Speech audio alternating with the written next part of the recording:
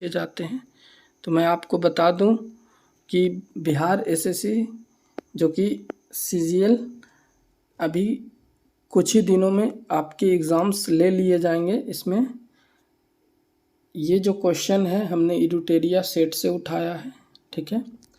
और आइए हम लोग देखते हैं पहला क्वेश्चन क्या कहता है कि भारतीय संविधान में सर्वाधिक प्रभाव जो है निम्न में से किसको माना जाता है। यहाँ पे ऑप्शन दे रखा है भारत सरकार अधिनियम 1935, यूएसए का संविधान, ब्रिटिश संविधान या सोवियत रूस का संविधान।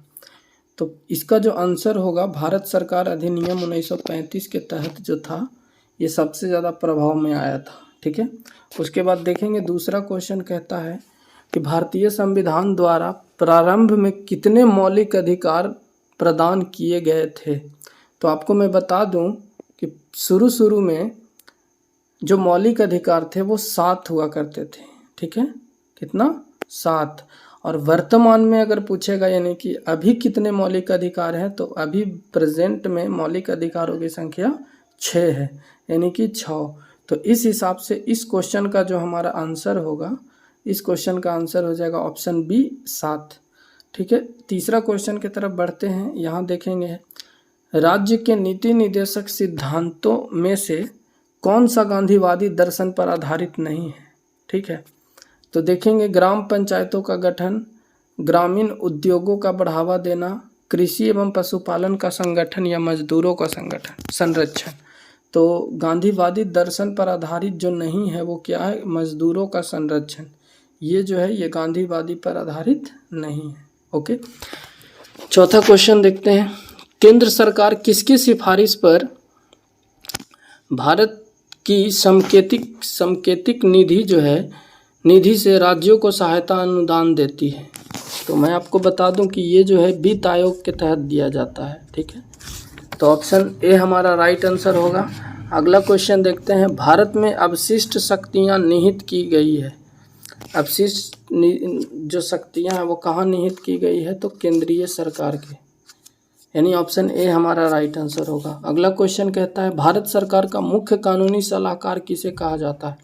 तो भारत सरकार का जो कानूनी सलाहकार होते हैं उसे अटॉर्नी जनरल ऑफ इंडिया यानी कि भारत का महान्यायवादी, ऑप्शन सी हमारा राइट आंसर होगा।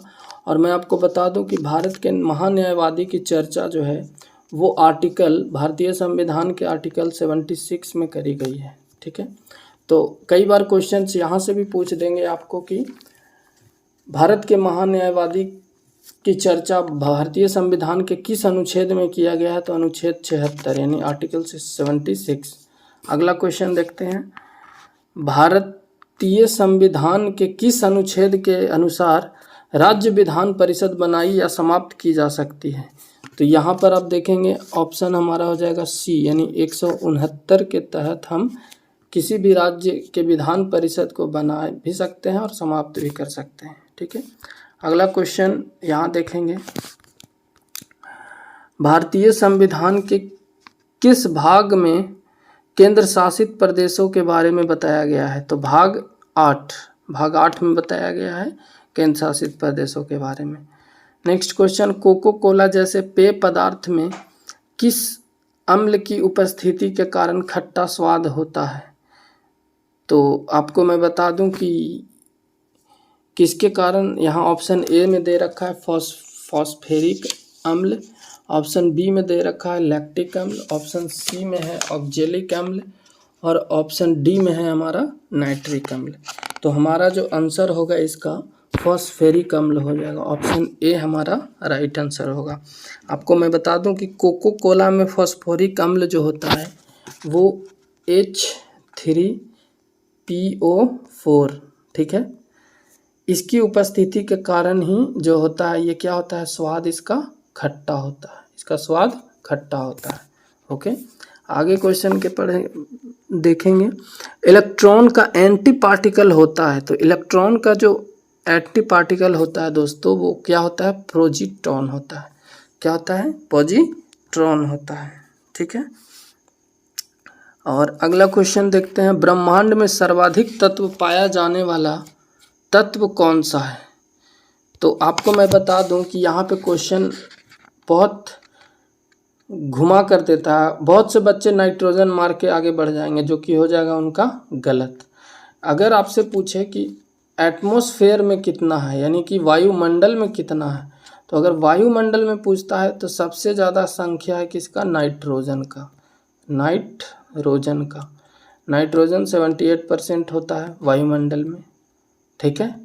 और यहाँ पर आप देखेंगे ये क्वेश्चन दे रखा है क्या कि ब्रह्मांड में सर्वाधिक तत्व पाया जाने वाला, यानी कि पूरे ब्रह्मांड में, तो हमारा ऑप्शन हो जाएगा ए, हाइड्रोजन। हाइड्रोजन जो है यही सबसे ज़्यादा पाया जाता है। कब? कहाँ? ब्रह्मांड में। और अगर वायुमंडल में पूछता तो नाइट्रोजन आंसर होता है।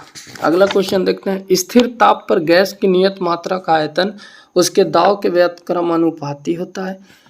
यह नियम क्या कहलाता है? तो दोस्तों यह नियम जो है वो बॉयल का नियम कहलाता है, ठीक है। ऑप्शन ए हमारा राइट आंसर होगा, बॉयल का नियम।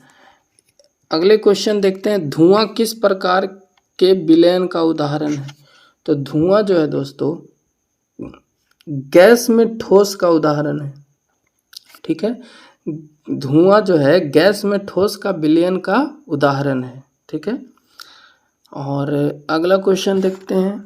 ऑक्सीकरण तथा अवकरण, ठीक है, ऑक्सीडेशन या रिडक्शन जिसे बोलते हैं, दोनों जैसा आचरण करने वाला पदार्थ निम्न में कौन नहीं है? ठीक है, तो ये नहीं होगा तो इसका आंसर हो जाएगा ऑप्शन डी, नाइट्रिक अम्ल। ये नहीं करता। अगला क्वेश्चन देखते हैं। भारत के प्रथम गवर्नर जनरल कौन थे?